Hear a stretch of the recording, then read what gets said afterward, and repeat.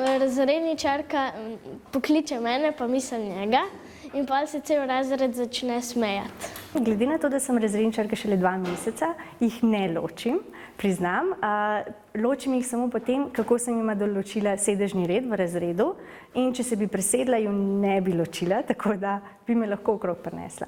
Potegnila sva tudi enkrat učitelja za športno, ki je rekel, da morava vedno priti drugače oblečena. Midva sva se pa za nalašč doma zmenila, katere obleke bova vzela, pol sva pa se isto oblekla.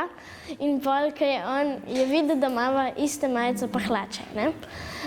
In se je stegnil čez mizo in je videl, da imava iste nogavice.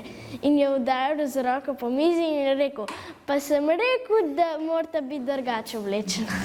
A Nik in Val nista edina dvojčka v razredu. Imam tudi jaz brata dvojčka in ime mu je Žan. Se tudi pač, ko smo se spoznali, pa tako smo se začeli pogovarjali o tem, pač koliko je kdo starejši.